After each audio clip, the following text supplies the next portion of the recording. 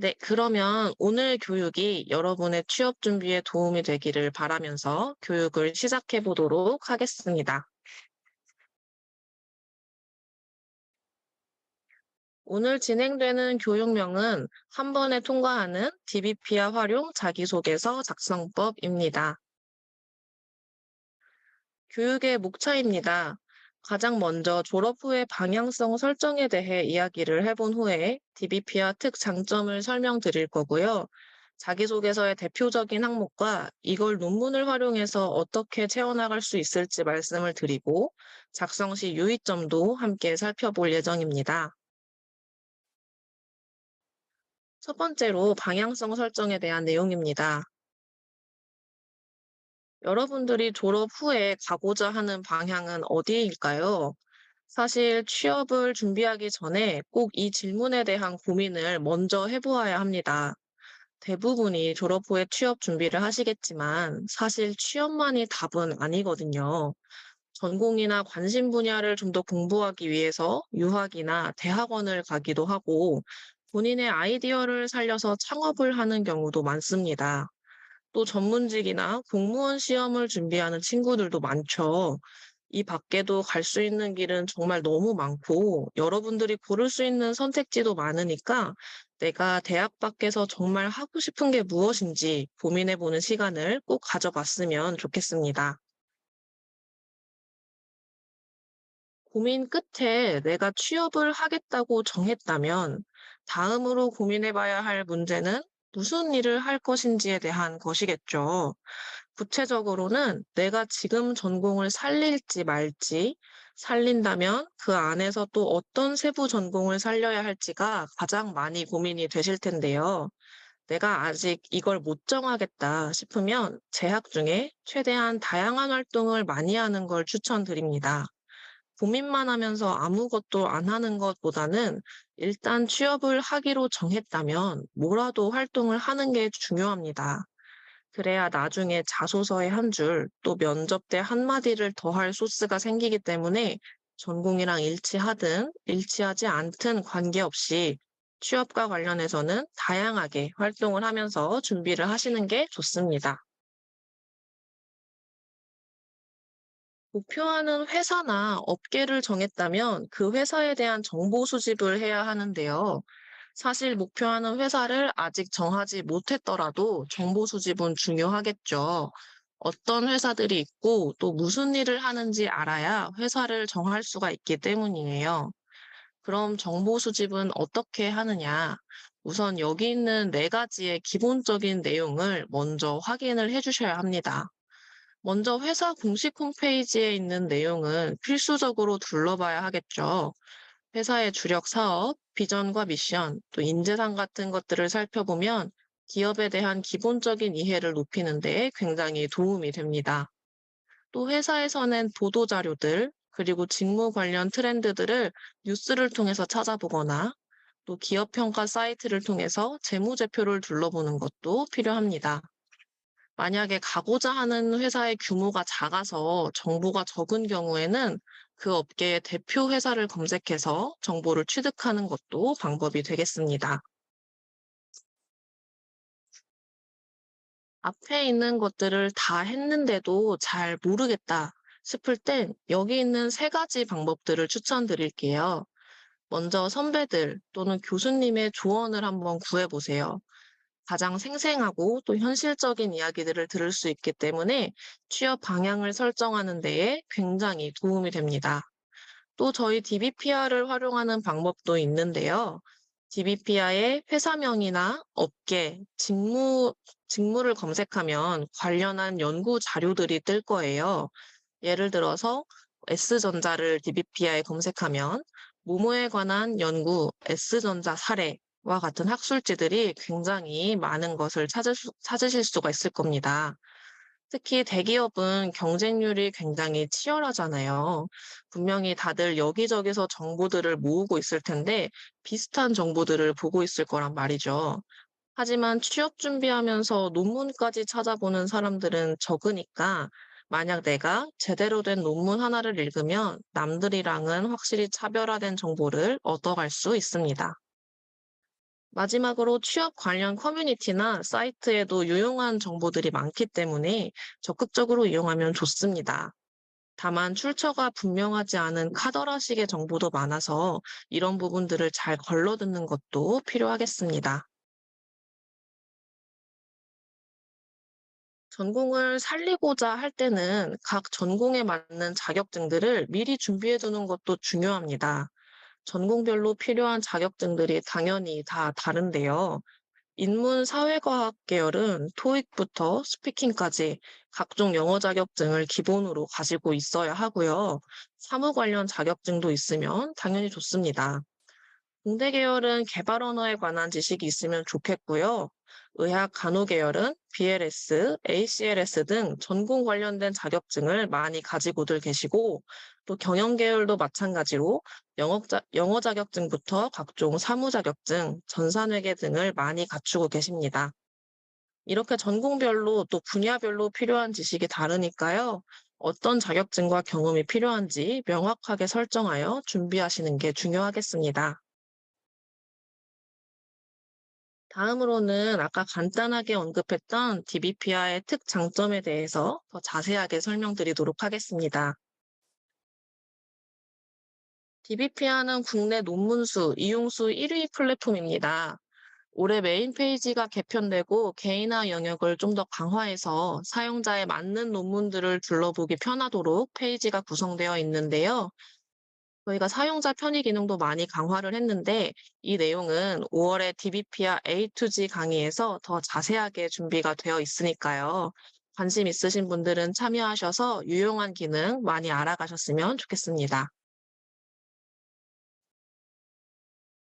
DBPR는 국내에서 가장 많은 학술 논문을 제공하고 있습니다.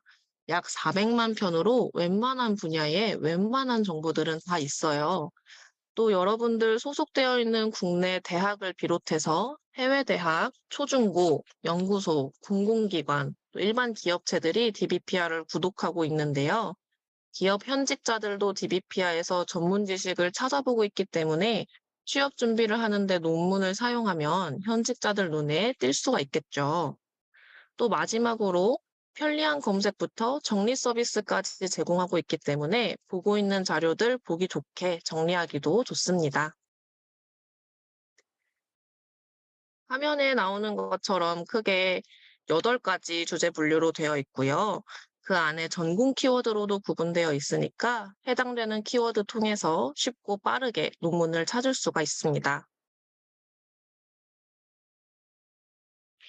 학술 논문이랑 학위 논문이랑 헷갈려 하시는 분들이 많아서요. 제가 간단하게 언급을 드리려고 하는데요. 간단하게 말해서 학술 논문은 교수나 연구자가 쓰는 논문이고 DBPR에서 주로 제공하는 논문이에요. 반면에 학위 논문은 대학원생이 학위를 받기 위해서 쓰는 논문입니다. 보통 저희가 논문하면 엄청 길다고 생각하시는데 그건 학위 논문의 경우이고요. 학술 논문 같은 경우에는 10페이지 내외로 많아야 30페이지이기 때문에 내가 전문적인 내용을 부담 없는 분량으로 보고 싶을 땐 학술 논문을 이용하시면 됩니다. 저희 DBP와 접속 방법을 모르시는 분들이 혹시나 있을까 봐 이것도 간단하게 언급드리고 넘어갈게요. 학교 도서관 홈페이지 가보시면 카테고리에 전자저널 혹은 웹DB란이 있을 텐데 거기로 들어가면 DBPR 페이지로 넘어갈 수가 있습니다. 대부분의 학교가 DBPR을 구독 중이기 때문에요. 학생들은 무료로 이용이 가능하시니까 재학하시는 동안 많이 이용해 주시면 좋고요. 꼭 취업 준비 목적이 아니더라도 은근히 재미있는 주제의 논문들도 많습니다. 썸타기와 어장 관리에 대한 철학적 고찰이라는 논문처럼 가볍게 읽어볼 수 있는 논문들도 많으니까 너무 어렵게만 생각하지 마시고 가벼운 주제의 논문들부터 읽어보시면 좋겠습니다. 또 논문은 서론, 본론, 결론이 명확하게 나뉘어져 있기 때문에 원하는 부분만 취사 선택이 가능하다는 장점도 있습니다. 이렇게 많은 장점 중에서 논문의 특장점 3가지만 꼽으라면 신뢰성, 시의성, 효용성을 말씀드리고 싶습니다. 먼저 근거와 출처가 명확하고 전문적인 내용으로 구성된 글이기 때문에 신뢰성이 뛰어납니다. 여러분들 자소서 쓰실 때나 면접 답변 준비하실 때 출처가 불분명한 정보들을 기입하시거나 말을 하시면 설득력이 굉장히 떨어질 수가 있습니다. 때문에 자료를 근거로 들 땐 꼭 공인된 자료를 사용하셔야 하는데 학술 논문 같은 경우가 대표적인 예시가 될 수 있겠죠. 두 번째로는 시의성인데요. 논문은 서적에 비해서 출판에 걸리는 시간이 짧기 때문에 최근 연구 동향이나 트렌드가 빨리 반영이 된다는 장점이 있습니다. 마지막으로는 효용성입니다. 쉽게 말해서 쓸모가 있다는 뜻인데요. 논문을 보면 제일 앞장에 초록이라고 내용을 요약해 놓은 부분이 있어요. 요즘 조금 내용이 길어진다 싶으면은 세 줄 요약해 달라고 많이들 하시잖아요. 그것처럼 논문도 앞에 요약본이 있으니까 내가 정 급하다 싶으면은 그것만 읽어도 대략적인 내용을 파악하실 수가 있고 아니면 결론 부분만 읽어도 됩니다. 이렇게 상황에 맞게 또 쓸모 있게 활용이 가능하다는 점이 논문의 마지막 특장점이 되겠습니다. 이제부터는 본격적으로 자기소개서에 관해서 말씀을 드리겠습니다. 먼저 자기소개서란 어떤 글인가부터 짚고 넘어갈게요. 자기소개서는 구체적인 독자가 존재하고 설득과 소통을 목적으로 하는 글입니다. 여기서 구체적인 독자는 인사 담당자 혹은 지원 부서의 관리자로 여러분들을 뽑거나 또 떨어뜨릴 사람들이에요. 이 사람들에게 나 너희 회사랑 되게 잘 맞고 일 잘할 수 있는 사람이야 라고 설득하는 글이 자기소개서입니다. 보통 자기소개서 내에 차별성과 또 성취된 결과에 주목을 하는데요. 이 때문에 남들과는 다른 경험, 특별한 에피소드를 쓰고 싶어서 없는 사실을 쓰거나 또 지나치게 과장해서 자소서를 쓰는 분들이 있습니다. 아무리 자소서는 자소설이다라고는 하지만 정말 아예 없는 일을 소설처럼 써버리면 어차피 면접에 가서 다 들통나게 되어 있습니다. 저희 목표가 최종 합격을 하는 거지 서류만 통과하는 건 아니잖아요. 때문에 자기소개서는 반드시 진실이 전제된 글쓰기가 되어야 하고요. 그러면서도 언어, 특히 글이라는 수단을 이용해서 본인의 긍정적인 측면을 부각시키는 작업이다라고 설명할 수 있겠습니다. 결국 자기소개서의 핵심은 인사 담당자에게 나를 회사에 적합한 인재라는 걸 글로 알려주는 것이라고 정리할 수 있겠습니다. 글로써 나를 처음 보여주는 거기 때문에 논리적이고 체계적인 글쓰기 연습이 당연히 필요합니다. 그럼 다음으로는 자기소개서에 어떤 항목이 있고 또 어떻게 준비해야 하는지에 대해 이야기해 보겠습니다. 자소서 항목은 회사마다 다르지만 보편적으로 많이 들어가는 항목이 있습니다. 바로 화면에 있는 6가지 항목인데요. 이 항목들을 우선 탄탄하게 준비를 해 놓으면 이후에 자기소개서 작성하는 건 사실 굉장히 쉬워져요. 저희가 흔히 복붙이라고 하죠. 100개 기업에 지원한다고 했을 때 100개 자소서를 저희가 새로 쓸 수는 없기 때문에 기업에 맞게 필요한 부분만 가져다 쓰는 스킬도 분명히 필요합니다. 그렇기 때문에 일단 화면에 있는 이 6가지 항목을 기본으로 준비를 해 놓으시고 기업별로 조금씩만 변경을 해 주시면서 계속 디벨롭 시키는 걸 추천드리겠습니다. 이 6가지 기본 항목 작성하실 때 꼭 알고 계셔야 하는 유의점이 있는데요. 바로 어떤 항목이든 내가 일을 잘 할 수 있는 사람이란 걸 보여주어야 한다는 거예요. 예를 들어서 지원 동기를 쓴다 하실 때 회사의 이런 점이 너무 좋고 너네 회사 너무 멋지고 이런 식으로 회사의 장점만 나열하는 것보다는 내가 회사에 이런 사업에 관심이 있고 이걸 남들보다 잘 할 수 있는 사람이기 때문에 지원했다라는 흐름으로 작성을 하셔야 합니다. 성격의 장단점도 마찬가지인데요. 장단점만 쓰고 끝내지 마시고 이런 장점이 있기 때문에 지원한 업무를 내가 잘 해낼 수 있다. 라고 한두 줄 더 어필하시는 게 중요하겠습니다. 단점을 쓸 때도 마찬가지로 업무에 있어서 치명적인 단점은 당연히 피해 주셔야 합니다. 또 성장 과정 같은 경우는 요즘은 요구하는 회사들이 줄어드는 추세이긴 한데 굵직한 기업들 항목에 포함되어 있는 경우가 있어서 여유가 되시면 준비를 해 두시는 게 좋은데요. 성장 과정 작성할 때도 다정하신 어머니와 엄격하신 아버지로 시작하는 그런 일대기식의 내용 말고 키워드를 하나 딱 정해서 그 키워드 관련된 에피소드 중심으로 풀어가시는 게 좋습니다. 예를 들어, 내가 내 성장 과정의 키워드를 책임감으로 정했다면, 내가 책임감을 중시하게 된 계기나 발휘했던 경험들을 엮어서 성장 과정을 완성해 주시면 되겠죠. 그럼 자기소개서 항목의 예시를 한번 봐보겠습니다. 우선 글자 수 먼저 체크하는 게 중요한데요. 제시된 글자 수의 90% 이상은 채우시는 게 좋고요. 글자 수 제한이 없을 경우에는 한 문항에 800자에서 1000자 정도 쓰신다 생각하시면 됩니다. D사의 지원 동기 항목 같은 경우는 지원 동기와 함께 어떻게 성장해 나갈 것인지, 즉 입사 후 포부를 함께 물어보고 있죠. 이런 경우는 1200자니까 지원 동기 600자, 입사 후 포부 600자 정도로 나눠 쓰는 게 가장 깔끔하겠습니다. H사의 직무 역량 항목을 보면 여긴 또 글자 수가 바이트로 되어 있습니다. 2000바이트면 대략 1000자 정도인데요. 괜히 2000자로 잘못 보고 2000자에 맞춰 썼다가 내려고 보니까 1000자면 너무 억울하잖아요. 그러니까 이런 부분을 자소서 쓰시기 전에 미리미리 챙겨서 보셔야 합니다. 이 밖에도 공공기관 같은 경우는 블라인드 채용을 하고 있기 때문에 개인정보가 드러나면 안 됩니다.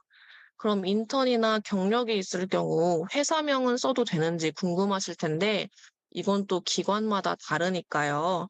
각 기관의 인사 담당자에게 문의를 먼저 해보시는 게 좋겠습니다. 그리고 S사 같은 경우는 자기소개서 내용을 굉장히 구체적으로 요구하고 있는데요. 개인적으로 자소서를 한 번도 써본 적이 없다 하시는 분들은 S사 자기소개서를 먼저 써보시는 걸 저는 추천드려요.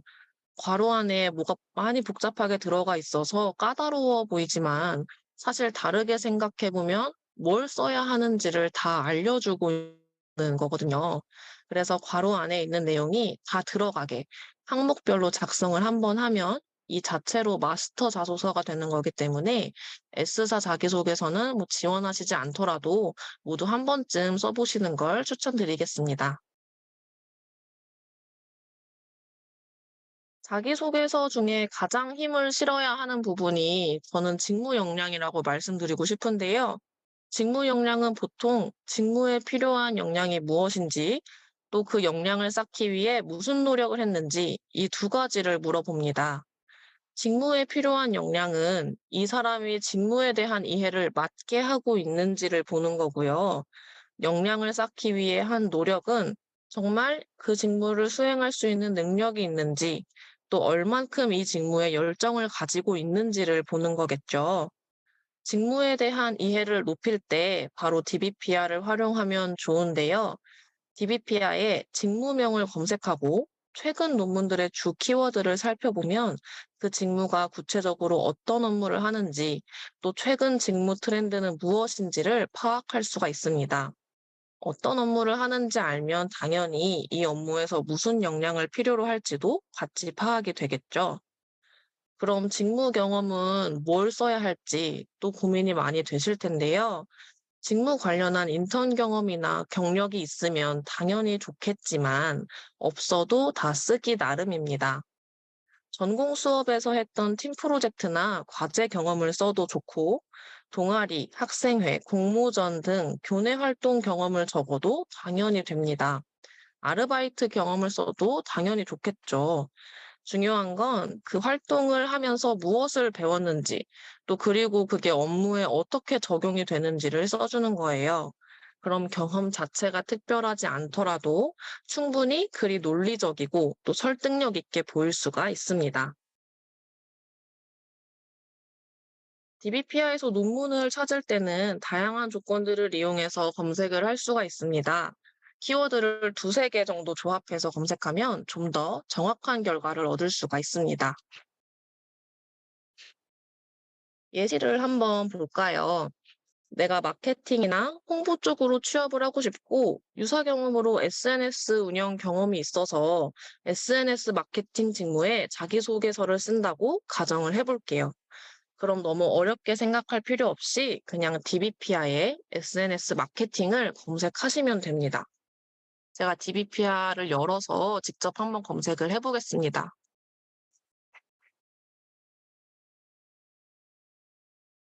여기 검색창에 그냥 SNS 마케팅 이렇게 검색을 하시면 되시고요. 마케팅 같은 경우는 좀 트렌드에 민감한 직무이다 보니까 여기 발행 연도를 1년으로 조정해서 한번 볼게요. 정렬 같은 경우는 정확도순, 이용순, 최신순 중에 선택하실 수 있는데 찾고자 하는 자료에 따라서 선택을 해주시면 됩니다. 이렇게 직무명을 그냥 검색하면 SNS 마케팅 관련해서 다양한 주제 연구들이 굉장히 많이 뜹니다. 여기서 내가 쓰는 기업의 분야와 연관성이 높은 논문을 찾아서 읽는 게 좋겠죠. 화면 보시면 뭐 프로축구 구단, 피트니스 센터, 항공사, 유기농 화장품 등등 정말 다양한 업계의 SNS 마케팅 사례들이 나와 있는 걸 보실 수가 있을 거예요. 이처럼 내가 지원하는 회사, 업계에 맞게 논문을 잘 골라서 읽는 노하우도 기르시면 좋겠습니다. 다시 교재로 돌아오겠습니다. 이렇게 논문을 찾아서 읽었다. 그 이후에 자소서에 녹여내는 방법은 두 가지 정도로 제시해드리고 싶은데요. 첫 번째로는 직접적으로 언급을 하는 방법이에요. 자소서 항목을 다시 보면 역량을 쌓기 위해 어떤 노력을 했는지를 공통적으로 물어보는데요. 여기서 SNS 마케팅 관련한 사례 연구 학술지를 꾸준히 읽으면서 보다 심화된 지식을 쌓으려고 노력 중이다. 라고 한 줄을 더 쓰는 거죠. 물론 다른 노력들이 하나도 없이 논문을 봤다는 게 노력의 전부가 되면 안 되겠지만 내가 SNS 마케팅 지식을 쌓기 위해서 논문까지 보고 있어요 라는 점을 보여주면서 진정성을 어필하는 도구로 활용하시는 게 방법이 될 수 있습니다. 두 번째는 좀 더 구체적으로 논문의 내용과 나의 경험을 연결시켜서 작성하는 건데요. 내가 논문에서 얻은 내용을 직접 나의 경험에 적용시켰다라는 흐름으로 작성하시면 됩니다. 예를 들어서 SNS를 활용한 마케팅 커뮤니케이션 채널의 활용에 대한 연구라는 논문에서 기업 SNS는 소비자들의 몰입을 위해 구성을 심플하고 직관적으로 해야 함을 알았습니다.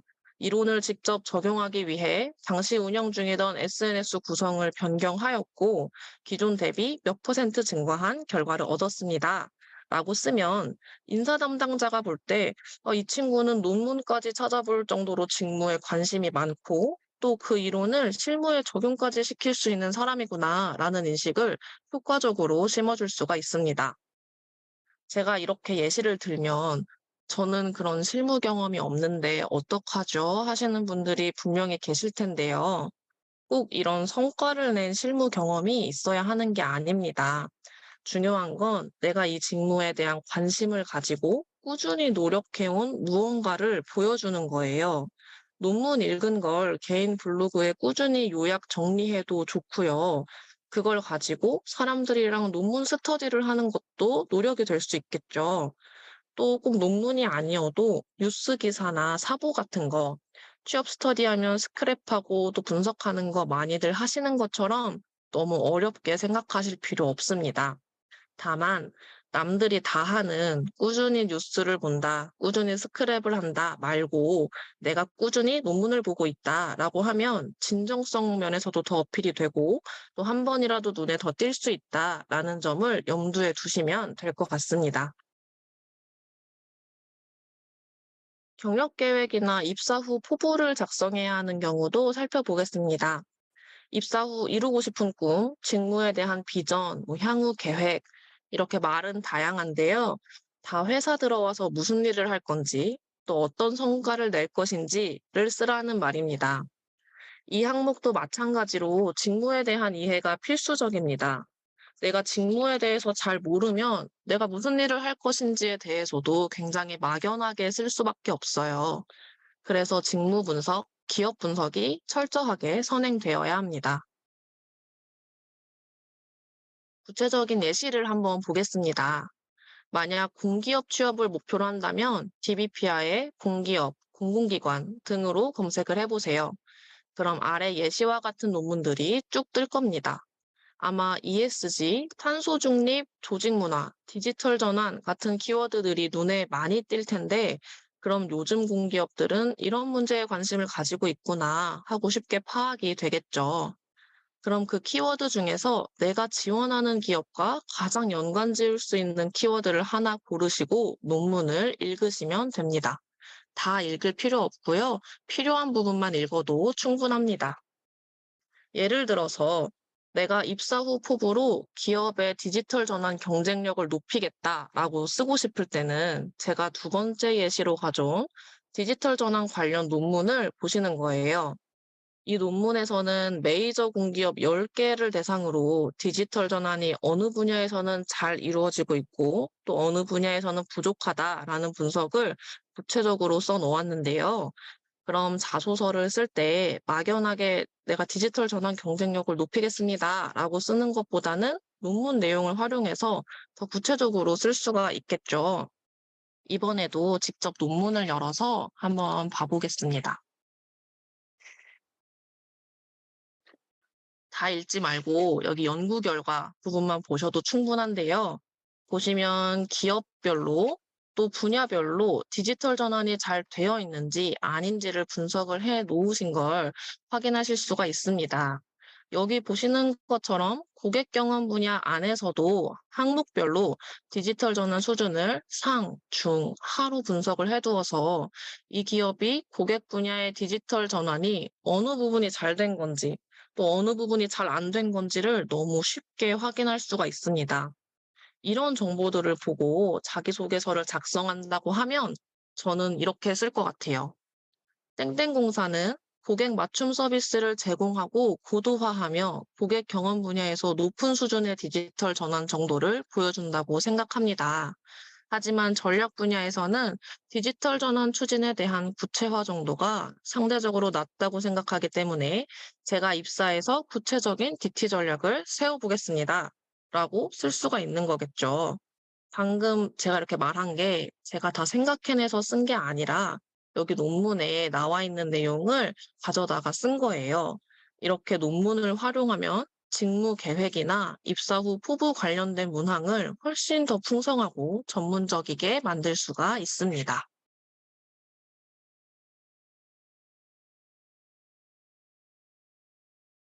네, 기업 분석할 때 좋은 사이트들도 추가적으로 소개를 해 드릴게요. 먼저 공공기관 준비하시는 분들은 필수적으로 봐야 할 알리오라는 사이트가 있는데요. 회사 소개, 연봉 같은 기본적인 정보부터 주요 통계, 공공정책 자료들을 둘러볼 수 있습니다. 다트에서는 상장 기업들의 공시 서류를 볼 수 있습니다. 반기 보고서, 분기 보고서 같은 것들을 보면 이 기업이 어떤 사업을 하는지, 또 각 사업별로 매출이 얼마인지, 그리고 미래에 그리고 있는 사업은 무엇인지까지 파악이 가능합니다. 마지막으로 각종 취업 사이트들도 제공하는 정보가 조금씩 다르기 때문에 두루두루 살펴보는 게 좋겠습니다. 10년 뒤에 이루고 싶은 목표를 작성해야 할 경우에는 해당 분야에 10년 이상 근무한 사람의 인터뷰나 멘토링을 들어보시는 것도 좋고요. 관련 도서를 읽는 것도 방법입니다. 또 한 가지 꿀팁은 이 해당 기업, 해당 직무의 경력직 채용 공고를 한번 찾아보세요. 경력직을 뽑을 때는 대개 원하는 스킬이 명확하기 때문에 채용 공고에서도 요구하는 바를 굉장히 자세하게 적어 놓는 경우가 많습니다. 그 공고를 보고, 아, 이 직무에서 이 정도 경력이 쌓이면 이런 일을 하는구나, 라고 먼저 파악을 한 뒤에 직무 계획이나 입사 후 포부 항목에 녹여서 쓰면 더 구체적이고 현실적인 커리어 방향을 제시할 수가 있습니다. 제가 이 교육을 진행하면서 설문조사를 받아보니 합격 자소서를 궁금해하시는 분들이 많더라고요. 그래서 DBPR을 활용해서 자소서 작성하신 분들의 예시를 한번 보여드리도록 하겠습니다. 여기 첫 번째 분 같은 경우는 공양 홈쇼핑 자소서인데요. 나라에서 운영하는 홈쇼핑인 만큼 법이나 제도 관련해서 수준 높은 직무 지식을 요구하고 있었다고 해요. 그래서 이런 지식을 어디서 찾을 수 있을까 고민을 하시다가 DBPR을 찾아보게 되었다고 합니다. 그래서 여기 참고 논문란에 있는 논문들을 참고하셔서 위에 자소서 내용처럼 전자상거래법과 소비자 분쟁 발생 시 책임 소재 관련한 내용들을 자소서에 녹여내서 서류 합격을 하셨다고 합니다.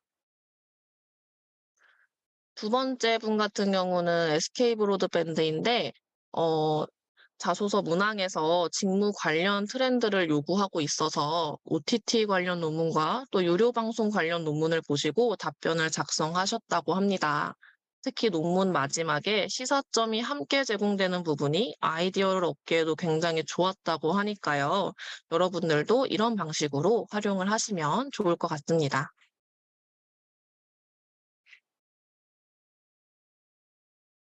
네, 이제 마지막으로 자기소개서 작성할 때 유의점 같이 살펴보겠습니다. 먼저 글쓰기에 오류가 없는지 점검해야 합니다. 문장 성분 생략, 조사 생략, 구어 문장, 준말 등 자잘하게 실수가 나올 수 있는 부분들이 많으니까 신경을 써주셔야 하고요. 지나치게 솔직한 단점도 피해주세요. 물론 솔직한 게 제일 좋아요. 좋은데 누가 봐도 회사 생활에 치명적일 것 같은 단점은 당연히 마이너스가 되겠죠. 예를 들어서 낯선 환경에 적응하지 못한다는 단점의 경우 높은 확률로 조직이나 업무에 적응하는 것도 힘들 텐데 괜찮을까라는 생각이 들 수밖에 없습니다. 이 밖에도 사회성에 문제가 있는 듯한 단점은 다 피해 주시는 게 좋습니다. 마지막으로 명확한 근거와 논리적인 글쓰기가 되어야 합니다. 앞뒤 내용에 모순이 없는 게 가장 중요한데요. 예를 들어서 내가 성격이 활발하다고 했다가 다른 항목에서는 낯을 가린다고 한다거나 자주 잊어버리는 게 내 단점이다 라고 말을 하고 뒤에서는 업무 지시를 받으면 잊어버리지 않는다 라고 쓰면 글 자체가 굉장히 설득력이 떨어지게 됩니다. 이런 부분은 처음부터 끝까지 반복적으로 읽어보거나 다른 사람에게 첨삭을 받아보면 금방 이상한 점이 보이니까요. 꼭 제출하기 전에 보완을 해주시는 것이 좋습니다. 맞춤법도 저희가 당연히 신경 써야겠죠. 인사 담당자의 70%가 맞춤법을 틀리면 기본 역량이 부족한 것 같이 느껴진다라고 대답을 했는데요. 요즘은 맞춤법 검사기도 잘 되어 있으니까 제출 전에 한번 돌리시고 제출하시기 바랍니다. 기업명도 신경 써주셔야 합니다. 솔직히 인사 담당자들도 다 복붙 타는 거 알아요. 아는데, 그래도 기업명을 틀리게 쓰는 건 성의의 문제니까 제출하시기 전에 꼭 두 번, 세 번 확인을 해 주시고요. 표현은 구체적으로 쓰시는 게 좋습니다. 막연하고 두루뭉술한 표현들은 임팩트가 너무 떨어집니다. 인사 담당자들이 서류를 몇백 개, 많게는 몇천 개씩을 볼 텐데 다 비슷한 말들만 써 있으면 당연히 눈에 안 띄겠죠. 그러니까 각 항목별로 근거가 되는 경험을 제시할 때는 무조건 구체적이게 본인의 경험을 어필하셔야 합니다. 네, 이제 오늘 교육 마무리를 해볼 텐데요. 인사 담당자들이 이것만은 꼭 지켜줬으면 하는 것들을 마지막으로 살펴보겠습니다. 하나씩 살펴보면 직무와 맞지 않는 경험을 단순 나열식으로 하는 자기소개서는 직무에 대한 이해가 부족하다고 생각됩니다. 는 의견이 있습니다. 어떨 때 이런 인상을 받냐면요. 내가 이 경험을 꼭 말하고 싶은데 지원하는 직무랑은 딱히 연관성이 없을 때가 있어요. 이때 억지로 끼워 맞추기 식으로 작성을 하다 보면 인사 담당자가 이 사람이 직무에 대한 이해가 부족하구나 하는 인상을 받게 됩니다. 그렇기 때문에 아무리 좋은 경험이라도 직무랑 관련이 전혀 없다 싶으면 과감하게 뺄 줄도 알아야겠죠. 두 번째로 회사 정보가 맞지 않는 자기소개서는 앞에서 이야기했듯이 너무 기본이고요. 세 번째에 지나치게 짧은 자기소개서도 성의 없게 보인다고 하네요. 잠깐 말씀드렸지만 글자 수 제한이 있으면 90% 이상 채우기, 또 제한이 없으면 한 문항당 800자에서 1000자 정도 세 문항을 구성한다라고 생각하시면 됩니다. 마지막으로 신조어, 줄임말 등이 있으면 호감이 가지 않는다는 의견도 있으니까요. 꼭 정제된 언어를 사용해서 자기소개서를 작성해 주시면 되겠습니다. 먼저 취업을 한 선배들이 후배분들에게 해주고 싶은 말들도 모아봤습니다. 서류 합격하면 저희가 또 면접 준비를 해야 하잖아요. 그러니까 이런 부분들을 잘 유념하셔서 준비하시면 좋을 것 같아요. 중요한 부분만 언급을 드리면 먼저 꼭 두 갈식으로 말하는 연습을 해주세요. 예를 들어서 직무 역량을 물어보면 제가 가진 직무 역량은 기획력과 분석력입니다. 라고 먼저 말을 하시고 기획력과 분석력을 발휘한 경험을 뒤에 덧붙여 주시면 됩니다. 자기소개와 지원 동기는 면접에서 안 나오는 경우가 드물기 때문에 당연히 제대로 준비를 해 주셔야 하고 말하실 때는 자신 있게 말해 주시면 됩니다. 그리고 불합격했을 때 너무 자괴감에 빠지실 필요는 없습니다. 제가 위로하려고 드리는 말씀이 아니라 정말 본인과 맞는 회사와 맞지 않는 회사가 있거든요. 그러니까 불합격했을 땐 내가 이 회사와 또 이 면접관과 맞지 않는 부분이 있었구나 생각하시고 빨리 다른 회사를 준비하시면 되겠습니다. 이건 맨 처음에 말씀드린 거긴 하지만 공기업, 사기업, 시험 준비 등 본인에게 잘 맞는 길을 빨리 파악하시는 게 좋겠고요. 자기소개서나 면접이나 제일 좋은 건 솔직하게 준비하는 거라는 점도 잊지 말아주세요. 네, 많은 취업 준비생 분들이 취업 준비를 어떻게 하는 것인지에 대해서 많이들 어려워하시죠. 어떤 준비를 어떻게 하는지가 어려운 이유는 목표하고자 하는 기업이나 직무가 불분명해서인 경우가 많습니다.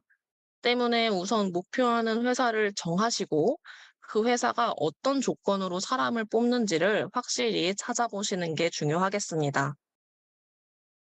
내가 어떤 기업에 가고 또 어떤 일을 하고 싶은지에 대한 고민이 없이 취업 준비를 시작하게 되면 많은 시간을 낭비하게 될 가능성이 큽니다. 때문에 내가 정말 가고 싶은 방향을 잘 골라서 전략적으로 준비하시길 바라겠습니다.